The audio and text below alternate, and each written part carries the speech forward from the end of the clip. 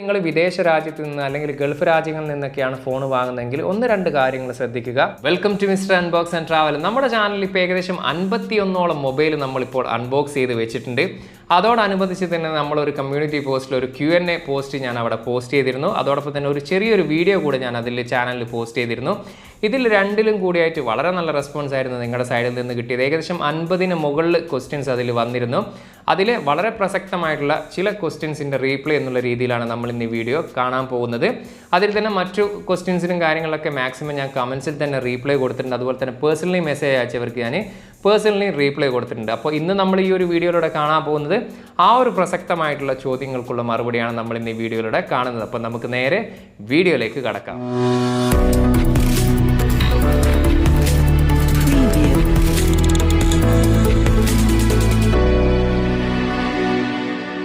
അപ്പോൾ ആദ്യത്തെ ചോദ്യം എന്ന് പറയുന്നത് വളരെ എളുപ്പത്തിൽ ഉത്തരം പറയാൻ പറ്റുന്ന ചോദ്യം തന്നെയാണ് ഞാൻ തിരഞ്ഞെടുത്തിരിക്കുന്നത്. സിയാൻ എന്ന് പറയുന്ന ആളാണ് ചോദിച്ചിരിക്കുന്നത്. നാട്ടിൽ എവിടെയാണ് അല്ലെങ്കിൽ എവിടെയാണ് നിങ്ങളുടെ നാട് എന്നുള്ളതാണ് ചോദ്യം.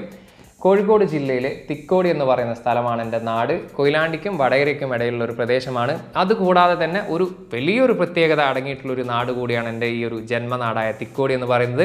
ഇപ്പോൾ ഈ അവസരത്തിൽ ഞാൻ അതിവിടെ പറയുകയാണ്. കോഴിക്കോട് ജില്ലയിലെ ഏക ഡ്രൈവിംഗ് ബീച്ചാണ് തിക്കോടി ഡ്രൈവിംഗ് ബീച്ച് എന്ന് പറയുന്നത്. അതുകൂടാതെ തന്നെ കണ്ണൂർ ജില്ലയിലെ മുയ്പ്പിലങ്ങാടി ബീച്ച് കഴിഞ്ഞാൽ കേരളത്തിലെ രണ്ടാമത്തെ ഏറ്റവും വലിയ ഡ്രൈവിംഗ് ബീച്ച് എന്നുള്ളൊരു പ്രത്യേകത കൂടി Thikkodi driving ബീച്ചിനുണ്ട്.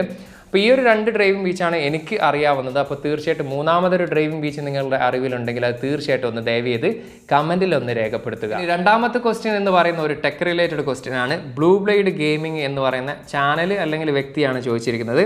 2022 used iPhone XS Max വാങ്ങുന്നതിനെ കുറിച്ചുള്ള അഭിപ്രായവും ഒരു 2-3 കൊല്ലത്തേക്ക് അദ്ദേഹത്തിന് യൂസ് ചെയ്യേണ്ടതുള്ളൂ എന്നാണ് ഇതിൽ പറഞ്ഞിട്ടുള്ളത്. അതായത് XS Max സെക്കൻഡ് ഹാൻഡ് വാങ്ങുന്നതിനെ കുറിച്ചുള്ള അഭിപ്രായമാണ് നമ്മളോട് ചോദിച്ചിരിക്കുന്നത്. എൻ്റെ ഒരു പേഴ്സണൽ ഒപ്പീനിയനിൽ നിങ്ങൾ ഒരു ഗൾഫിലുള്ള ആളാണെങ്കിൽ തീർച്ചയായിട്ടും XS Max, X8 Plus, 7 Plus തുടങ്ങിയ സീരീസുകൾ ഇപ്പോൾ നിലവിൽ ഗൾഫിൽ അധിക സ്ഥലത്തും ഒഫീഷ്യലി വാറണ്ടി അവൈലബിൾ അല്ല എന്നതാണ് എൻ്റെ ഒരു അറിവ്. നിങ്ങൾക്ക് ഇപ്പോൾ കിട്ടുന്ന പുതിയ ഫോണാണെങ്കിലും അല്ലെങ്കിൽ സെക്കൻഡ് ഹാൻഡ് ഫോൺസുകളൊക്കെ ആണെങ്കിലും മിക്ക ഫോണുകളും ഒഫീഷ്യലായിട്ട് വാറണ്ടി കിട്ടാനുള്ള സാധ്യത വളരെ കുറവാണ്. ഇനി നിങ്ങൾ വാങ്ങാൻ പോകുന്ന ഷോപ്പിൽ നിന്ന് നിങ്ങൾക്ക് വാറണ്ടിയും കാര്യങ്ങളും കിട്ടുന്നുണ്ടെങ്കിൽ നിങ്ങൾക്ക് തീർച്ചയായിട്ടും അത് വാങ്ങാം. അതുപോലെ തന്നെ ട്രസ്റ്റഡ് ആയിട്ടുള്ള ഷോപ്പുകളാണെങ്കിൽ നിങ്ങൾക്ക് തീർച്ചയായിട്ടും വാങ്ങാം.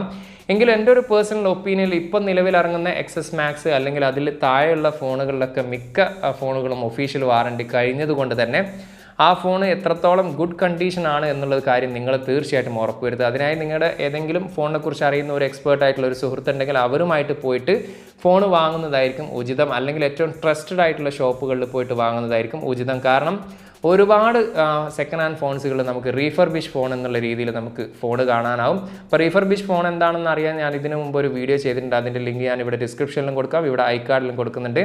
അതിൽ ക്ലിക്ക് ചെയ്ത് കണ്ടാൽ ഒരുപക്ഷെ നിങ്ങൾക്ക് കൂടുതലായിട്ട് അതിനെ കുറിച്ചുള്ള കാര്യങ്ങൾ നിങ്ങൾക്ക് മനസ്സിലാവും. അപ്പോൾ തീർച്ചയായിട്ടും സെക്കൻഡ് ഹാൻഡ് ഫോണിനെ കുറിച്ചുള്ള ഒരു അഭിപ്രായം എനിക്കുള്ളതെന്ന് പറയുന്നത് ട്രസ്റ്റഡ് ആയിട്ടുള്ള ഷോപ്പിൽ പോയി വാങ്ങുക, അതുപോലെ തന്നെ വാറണ്ടി കൂടുതൽ കിട്ടുന്ന ഷോപ്പുകളിൽ പോയി വാങ്ങുക എന്നതാണ് എൻ്റെ അഭിപ്രായം. പിന്നെ ഒരു പേഴ്സണലി പറയുകയാണെങ്കിൽ സെക്കൻഡ് ഹാൻഡ് ഫോൺസ് എന്ന് പറയുന്നത് ഒരു ഭാഗ്യ പരീക്ഷണം പോലെ തന്നെയാണ്.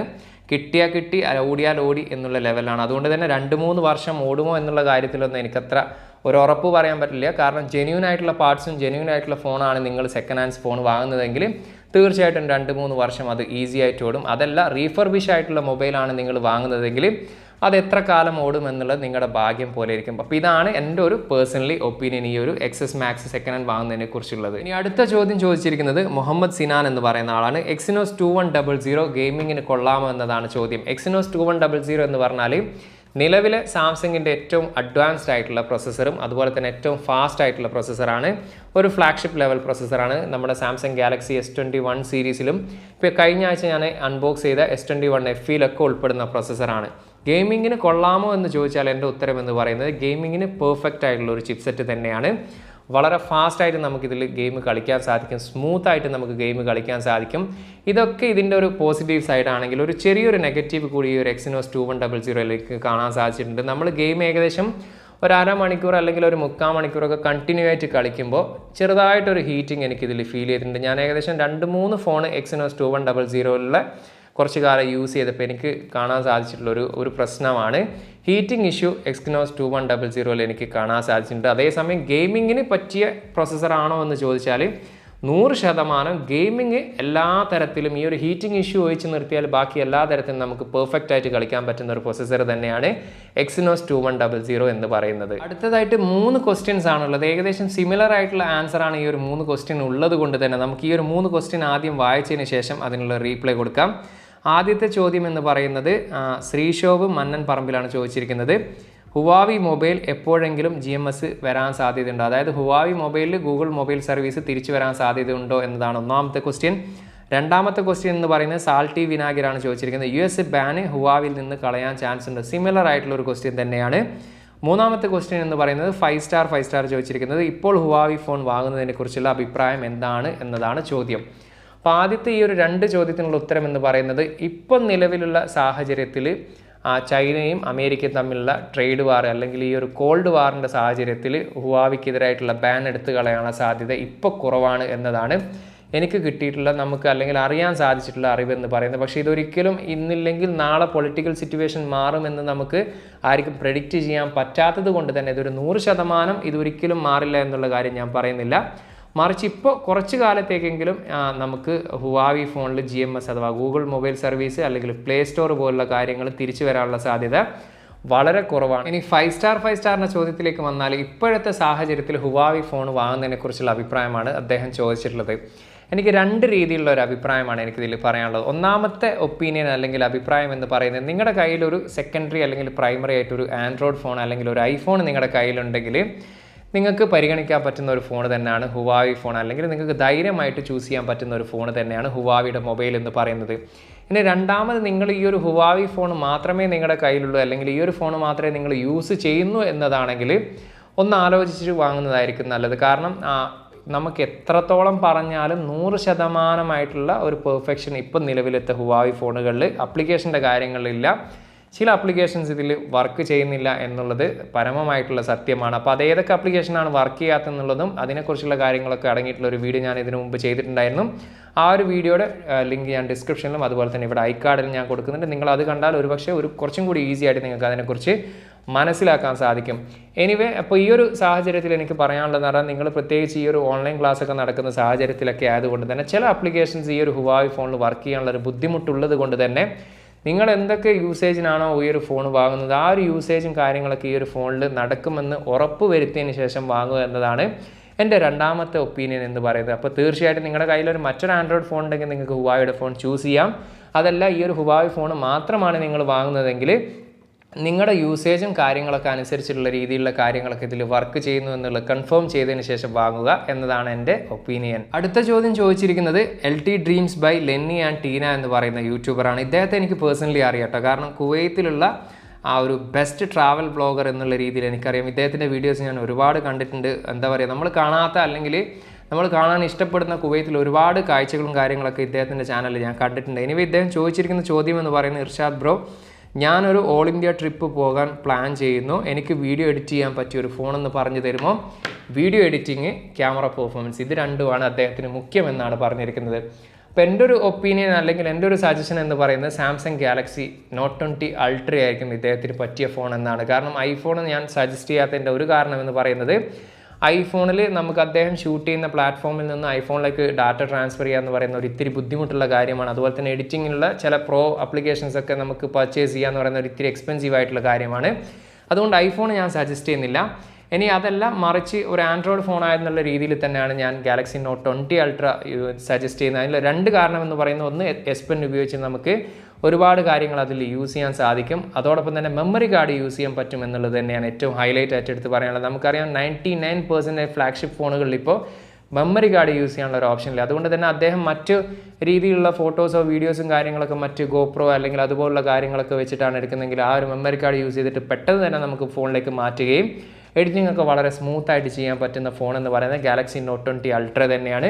പിന്നീട് വീഡിയോ ക്വാളിറ്റിയെക്കുറിച്ച് പറയുകയാണെങ്കിൽ എൻ്റെ തുടക്കകാലത്തുള്ള ഒരുപാട് വീഡിയോസ് ഞാൻ ഗാലക്സി നോട്ട് 20 അൾട്രയിലായിരുന്നു ഷൂട്ട് ചെയ്തത്.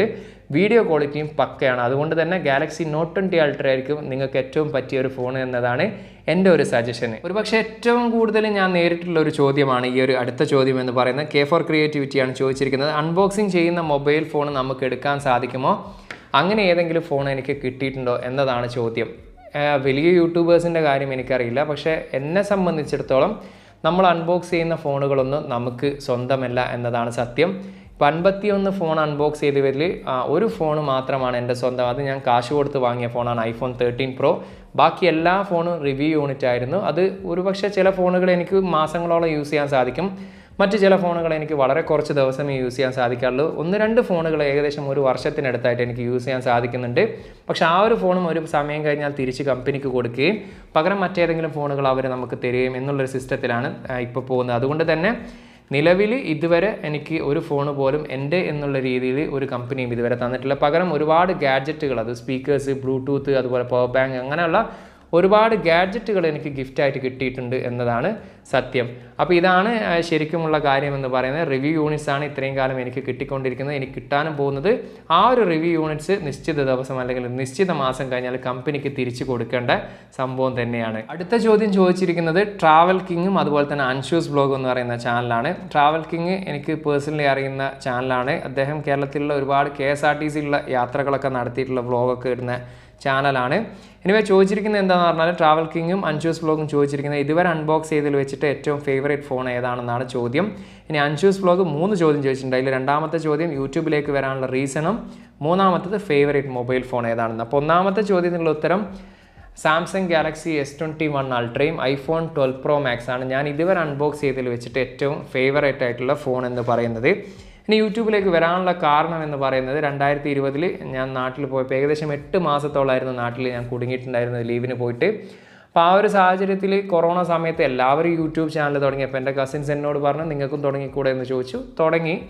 അപ്പോൾ ഒരു തമാശയ്ക്ക് 2-3 വീഡിയോസൊക്കെ ഇട്ടു. ഇത്തിരി വ്യൂസും കാര്യങ്ങളൊക്കെ ആയപ്പോൾ പിന്നീട് ഗൾഫിലേക്ക് തിരിച്ചു വന്ന സമയത്ത് ഒരിത്തിരി ഗൗരവത്തോടെ തന്നെ യൂട്യൂബ് ചാനൽ കാണാൻ തുടങ്ങി.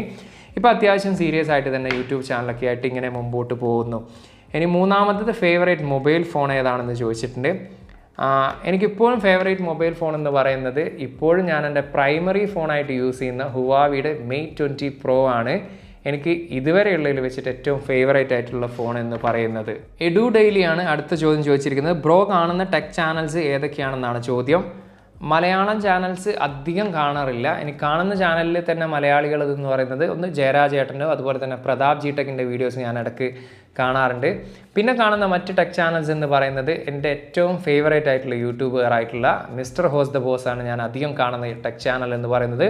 പിന്നെ അൺബോക്സ് തെറാപ്പി കാണാറുണ്ട്, MKBHDയുടെ കാണാറുണ്ട്, അതുപോലെ തന്നെ GSM Arena ഒഫീഷ്യലിൻ്റെ വീഡിയോസ് ഞാൻ കാണാറുണ്ട്. അതങ്ങനെയുള്ള കുറച്ച് ടെക് ചാനൽസാണ് ഞാൻ പ്രധാനമായിട്ടും കാണുന്ന ചാനൽ എന്ന് പറയുന്നത്. അടുത്ത ചോദ്യങ്ങൾ 2 ആളുകളാണ് ചോദിച്ചിരിക്കുന്നത്. 2 ആളും വ്യത്യസ്തമായിട്ടുള്ള ചോദ്യമാണ് ചോദിച്ചിരിക്കുന്നതെങ്കിലും 2 ആൾക്കുള്ള ഉത്തരം ഒന്ന് എന്നുള്ള രീതിയിൽ തന്നെയാണ് ഞാൻ പറയാൻ പോകുന്നത്.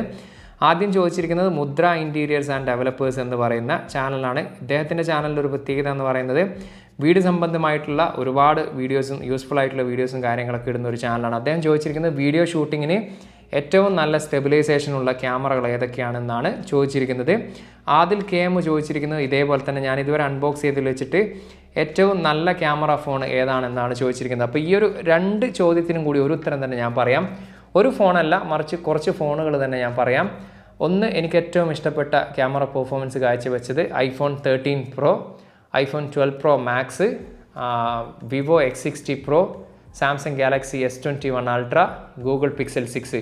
ഈ ഒരു 5 ഫോണാണ് ഇതുവരെ ഞാൻ അൺബോക്സ് ചെയ്തതിൽ വെച്ചിട്ട് ഏറ്റവും ഫേവറേറ്റ് ആയിട്ട് എനിക്ക് തോന്നിയിട്ടുള്ള ഫോൺ എന്ന് പറയുന്നത്. അതുപോലെ തന്നെ മുദ്ര ഇൻറ്റീരിയേഴ്സ് ചോദിച്ച ചോദ്യത്തിന് ഞാൻ 1-2 ഫോൺ കൂടി അഡീഷണൽ ആയിട്ട് പറയുകയാണ്. അദ്ദേഹത്തിന് ഈ ഒരു ഫോൺ കൂടാതെ തന്നെ Vivo X70 Pro ഫോൺ കൂടി പരിഹരിക്കാം. കാരണം അദ്ദേഹം സ്റ്റെബിലൈസേഷൻ ഉള്ള ഫോണുകളാണ് ചോദിച്ചിരിക്കുന്നത്. Vivo X60 Pro, Vivo X70 Pro, Samsung S21 Ultra, iPhone 13 Pro, iPhone 12 Pro, iPhone 13 Pro Max, 12 Pro Max എന്നിവ വേണ്ട ഒരുപാട് ഫോണുകളിൽ മികച്ച രീതിയിലുള്ള സ്റ്റെബിലൈസേഷനും കാര്യങ്ങളൊക്കെ ഉൾപ്പെടുന്ന ഫോണുകളാണ്. അപ്പോൾ അദ്ദേഹത്തിന് കൂടുതൽ സംശയങ്ങളോ കാര്യങ്ങളോ ഉണ്ടെങ്കിൽ തീർച്ചയായിട്ടും ഇൻസ്റ്റാഗ്രാമിലൊക്കെ പേഴ്സണൽ മെസ്സേജ് അയച്ചാലും ഞാൻ കൂടുതൽ ഡീറ്റെയിൽ ആയിട്ട് തന്നെ നിങ്ങൾക്ക് ഏതാണ് നിങ്ങൾക്ക് പറ്റിയ ഒരു ഫോൺ എന്നുള്ള രീതിയിൽ ഞാൻ തീർച്ചയായിട്ടും നിങ്ങളെ ഹെൽപ്പ് ചെയ്യുന്നതാണ്. ടീ ടൈം മീഡിയ ആണ് അടുത്ത ചോദ്യം ചോദിച്ചിരിക്കുന്നത്. ബ്രോ ഗൾഫിൽ നിന്ന് ഐഫോൺ നാട്ടിലേക്ക് കൊണ്ടുവരാൻ പറ്റുമോ എന്നാണ് ചോദ്യം. കൊണ്ടുവരാം, അതിനൊന്നും യാതൊരു ബുദ്ധിമുട്ടുമില്ല. എങ്കിലും നിങ്ങൾ വിദേശ രാജ്യത്ത് നിന്ന് അല്ലെങ്കിൽ ഗൾഫ് രാജ്യങ്ങളിൽ നിന്നൊക്കെയാണ് ഫോൺ വാങ്ങുന്നതെങ്കിൽ 1-2 കാര്യങ്ങൾ ശ്രദ്ധിക്കുക. കാരണം ചില പഴയ ഐഫോണുകളൊക്കെയാണ് നിങ്ങൾ വാങ്ങുന്നതെങ്കിൽ അത് ഓത്തറൈസ്ഡ് വാറണ്ടി പ്രൊഡക്റ്റ് ആണെന്നുള്ള കാര്യം നിങ്ങൾ ഉറപ്പ് വരുത്തുക. അത് ഷോപ്പ് വാറണ്ടി പ്രൊഡക്റ്റ് ആണെങ്കിൽ ഒരുപക്ഷെ നിങ്ങൾ ഇന്ത്യയിൽ പോയാൽ ഇന്ത്യയിൽ അത് വാറണ്ടി കിട്ടാനുള്ള സാധ്യത കുറവാണ്. അതൊരു കാര്യം. രണ്ടാമത്തെ കാര്യം എന്ന് പറയുന്നത് അൺലോക്ക്ഡ് വേർഷൻ, അതായത് ലോകത്തിൽ എവിടെ പോയാലും ലോക്കാവാത്ത രീതിയിലുള്ള കൺട്രി ലോക്ക് ഇല്ലാത്ത വേർഷൻ വാങ്ങാൻ ശ്രദ്ധിക്കുക. മൂന്നാമത്തെ ഒരു കാര്യം എന്ന് പറയുന്നത് നിങ്ങളുടെ സീൽഡ് പാക്കായിട്ടാണ് ഇന്ത്യയിലേക്ക് കൊണ്ടുവരുന്നതെങ്കിൽ മിക്ക എയർപോർട്ടിലും അല്ലെങ്കിൽ ഇന്ത്യയുടെ നിയമപ്രകാരം നിങ്ങൾ ഇതിന് നിശ്ചിത ശതമാനം ടാക്സ് അടയ്ക്കേണ്ടതുണ്ട്. അപ്പോൾ ഈ ഒരു 3 കാര്യങ്ങളും ശ്രദ്ധിച്ചാൽ നിങ്ങൾക്ക് തീർച്ചയായിട്ടും വിദേശ രാജ്യത്തിൽ നിന്നും ഇന്ത്യയിലേക്ക് ഐഫോൺ കൊണ്ടുവരുന്നതിൽ യാതൊരു ബുദ്ധിമുട്ടുമില്ല. ഇന്നത്തെ ഈ ഒരു Q&A വീഡിയോയിൽ നമ്മൾ വളരെ കുറച്ച് ചോദ്യങ്ങൾ മാത്രമേ ഉൾപ്പെടുത്തിയിട്ടുള്ളൂ. മറ്റു ചോദ്യങ്ങൾക്കൊക്കെ ഞാൻ കമൻറ്റിൽ തന്നെ റീപ്ലൈ കൊടുത്തിട്ടുണ്ട്. അതുപോലെ തന്നെ പേഴ്സണലി മെസ്സേജ് അയച്ചവർക്ക് ഞാൻ പേഴ്സണലി റീപ്ലൈ കൊടുത്തിട്ടുണ്ട്. ഇതുപോലുള്ള ടെക് സംബന്ധമായിട്ടുള്ള സംശയങ്ങൾ നിങ്ങൾക്കുണ്ടെങ്കിൽ തീർച്ചയായിട്ടും ഫേസ്ബുക്കിൻ്റെ ഇൻസ്റ്റാഗ്രാമിലെ ലിങ്ക് ഞാൻ ഡിസ്ക്രിപ്ഷനിൽ കൊടുത്തിട്ടുണ്ട്. അവിടെ നിങ്ങൾക്ക് മെസ്സേജ് അയച്ച് ചോദിക്കാവുന്നതാണ്.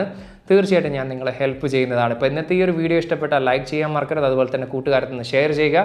ചാനലും വീഡിയോസും കണ്ട് ഇഷ്ടപ്പെട്ടിട്ട് ഇതുവരെ ചാനൽ സബ്സ്ക്രൈബ് ചെയ്യാത്തവരാണെങ്കിൽ ദയവ് ചെയ്ത് ചാനൽ സബ്സ്ക്രൈബ് ചെയ്ത് കൂടെ ബെല്ലൈക്കൻ കൂടി അമർത്തുക. അപ്പോൾ മറ്റൊരു പുതിയൊരു വീഡിയോയുമായി കാണാമെന്ന പ്രതീക്ഷയോടെ തൽക്കാലം ഞാൻ ഇവിടെ പറയുന്നു. സെയ്ദ് ഇർഷാദ്.